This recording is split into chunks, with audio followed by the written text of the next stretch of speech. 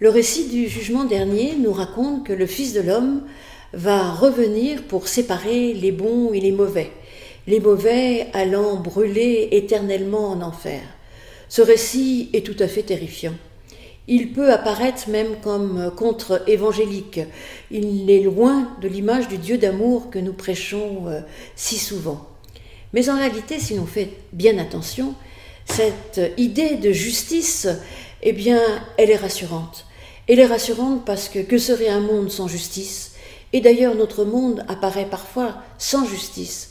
Cela nous dit tout simplement que nous pouvons avoir la responsabilité de nos actes. Et puis, dans ce récit, on nous dit bien que nous sommes avant tout redevables de la bénédiction du Père, c'est-à-dire que la grâce est première. Et puis, il y a cette idée de séparation. Et moi, j'aime bien l'idée de séparation, parce qu'elle nous rappelle la Genèse, que la séparation est quelque chose de vital. Et oui, il faut séparer. Il faut parfois séparer le bon du mauvais, y compris en nous-mêmes. Peut-être que cette image du jugement dernier nous appelle à séparer en nous-mêmes ce qu'il y a de bon et de mauvais, et d'aller faire brûler éternellement tout ce qui est mauvais, tout ce qui nous tire vers le bas, tout ce qui nous coupe de Dieu, qui nous coupe des autres.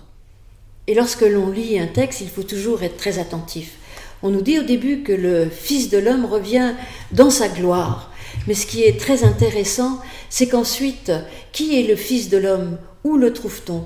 Eh bien, il est assimilé, il le dit lui-même d'ailleurs, il est le plus petit.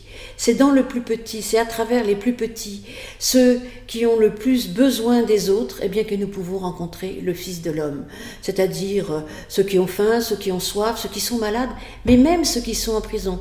Cela montre bien que justement, dans ce récit, il n'est pas vraiment question de jugement, parce que le prisonnier peut être coupable. Peu importe, ce n'est pas ce qui nous est dit. Ce qui nous est dit, c'est qu'il a besoin de nous, il a besoin d'un autre. Et c'est là que l'on peut trouver aussi la bonne nouvelle. C'est dans ce renversement, ce Fils de l'homme qui, dans sa gloire, en fait, se retrouve dans le plus petit d'entre nous. Et puis ce Fils de l'homme, juste après, on nous dit, il va être livré.